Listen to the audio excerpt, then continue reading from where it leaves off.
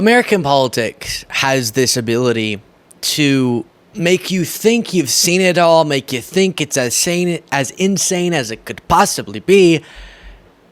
And then it says, hold my beer, I have more.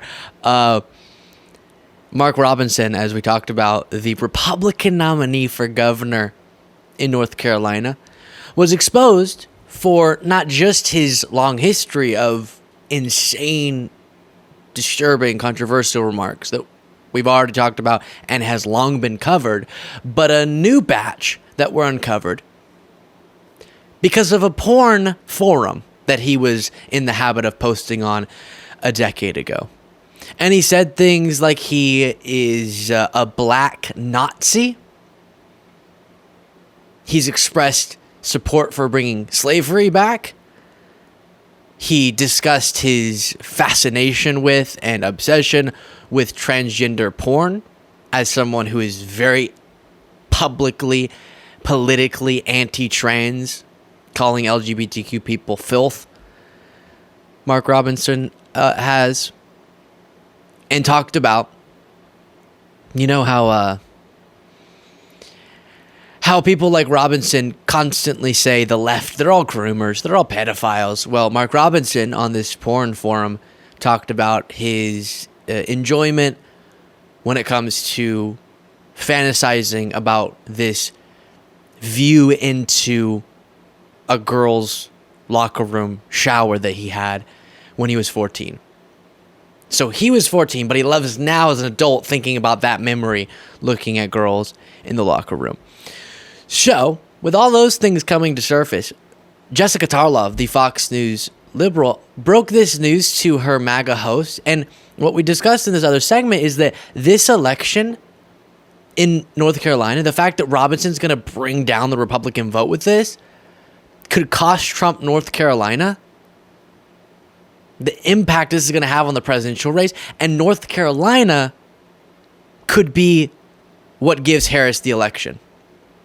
This could be Trump losing it all through someone that he's called MLK on steroids. That's what he's called, Mark Robinson. And you can see Jesse Waters and Janine Pirro struggling to process this news. And what's a really interesting state in there? North Carolina, which is a big target for the Democrats.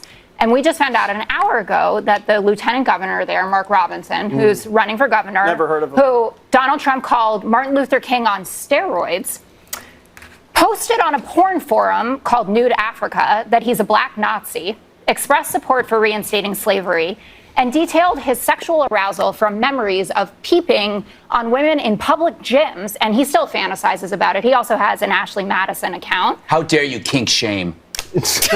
Sure. That's a great reaction. So Josh Stein was likely to win that race anyway. If they get Mark Robinson to drop out, his name is still on the ballot. But this makes North Carolina even more in play for Democrats. And this, again, is evidence of the type of candidates that Donald Trump thinks are good for the country. Martin Luther King on steroids, someone who says he's a black Nazi. But he would obviously. But what? Let's take the obvious here. Yeah. Do you think Trump actually knew this guy was on porn sites? My point is that Donald Trump likes anyone who likes him, and he doesn't bother. Go look at the statements we already knew about with Mark Robinson. Yes, this latest story is a bombshell, but we knew plenty. That's called being human. No, it's not. A lot of people like me who I don't like in return. Like who? Like, tell us now. I don't want to name names. Go ahead. Let's start with Fox and Friends. Yeah. Poor Gil. all right, Jessica. Yeah. All right, Jeff. I didn't interrupt. I just want to let that be known. Greg interrupted on my behalf. The king shaming was kind of funny. And I will be going to Nude Africa in the break to see if that's true. Hey, Gutfeld, when people say don't kink shame, they mean kinks that don't relate to pedophilia. Okay? They don't mean kinks that relate to thinking about 14-year-old girls in a locker room. Just to clarify. We are so appreciative of the thousands and thousands of people who've been subscribing every single day. So let's keep it going. Our race to 1 million subscribers. We're getting so close. Any of you who haven't already, please do click that subscribe button. Back to the video. By the way, Jesse Waters, in that clip, said, "I've never heard of Mark Robinson. Never heard of him." That was his defense. Really, Jesse? All right, Lieutenant Governor, thank you so much for joining Jesse Waters Primetime. All right. Just recently, he had Mark Robinson on his show. And actually, let's go further than that. Let's assume that Jesse Waters didn't interview Mark Robinson, which he did. I've long said that some of the people who get paid the most to know and then talk about politics know the least about politics. Jesse Waters is one of those people. The fact that he would say, "I've never heard of Mark Robinson," and he said similar things in the past that just indicate it's okay if you in the audience hadn't heard of Mark Robinson or forgot. That's totally normal. It's that Jesse Waters gets paid millions and millions and millions of dollars to cover American politics. If you even have a little podcast talking about American politics, you know who Mark Robinson is. Trust me. And Jesse Waters is comfortable saying, "I have no clue." Okay, maybe you shouldn't be on this panel then. Maybe you shouldn't be talking about politics. This is a weird connection, but it reminded me of Jill Stein in that interview recently, the Green Party presidential candidate, on Breakfast Club, getting asked how many House of Representatives members there are. If you're just living your life doing any other job other than this and you don't know that, fine. But she said 600 roundabouts there when there's 435, and she's running for president. So you should know that if you're running for president, because you're going to have to work a lot with the House of Representatives, and to be that off is disturbing. And it's a similar thing here, where you're admitting you probably should not be someone doing this, even in sort of an amateur capacity, not to mention one of the most well-paid people doing this. Why, MAGA, do you go to these people for your information? You can still have right-wingery, but it doesn't have to come from uninformed people, I'll say. You can use a different term there. Stupid! So that's a side point.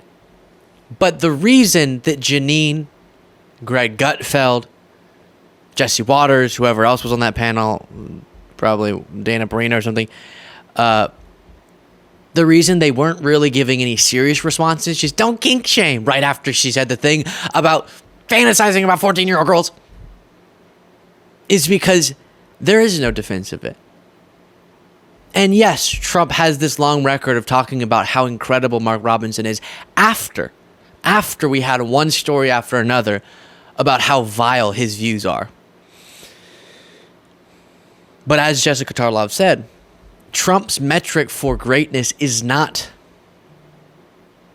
greatness. It's not what you have done. It's not merit-based. It's not about your character. It's about him. If you love him, then he will think you're great. He's been associating recently with Laura Loomer, who's been flying around with him, and he defended their relationship. Laura Loomer being of quote-unquote proud Islamophobe fame.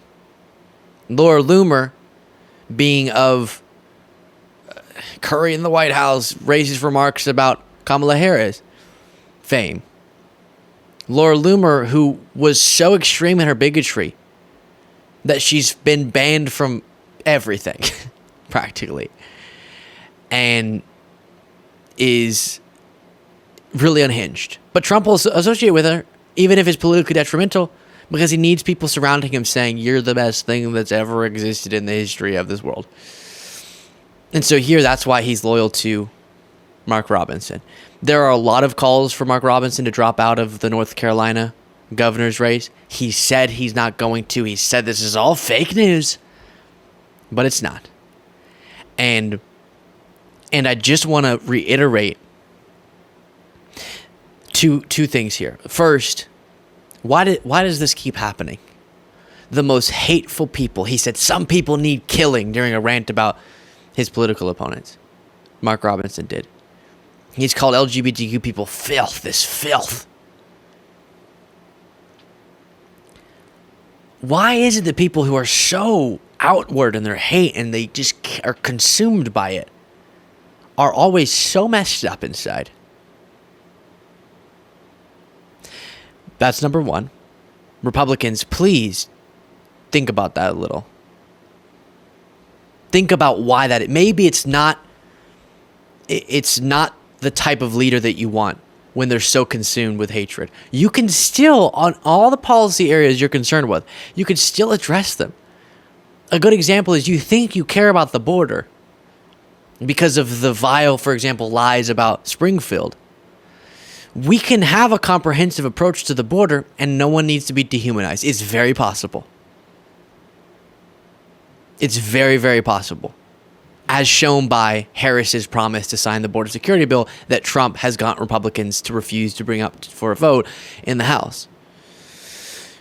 She doesn't have to spend any time yelling about Hannibal Lecter to hold that stance. We can have a secure border and a humane one. We can have strong policies and humane rhetoric, etc. But you have to be more critical of people who spend their career uplifting themselves by pushing other people down, hating people, scaring you about people, dehumanizing people, and they just explode with hatred. Usually it's because something's broken in them. So that's a point that we made already. And then the potential for this to lose it all for Trump, given how North Carolina is now a close election between Harris and Trump, is stunning. Trump's need to endorse and support the people who are most loyal to him instead of the people who can actually win elections is leading to this scandal, which could lead to North Carolina swinging blue in the presidential, which would be stunning. I'll leave it there. Let me know what you thought in the comments.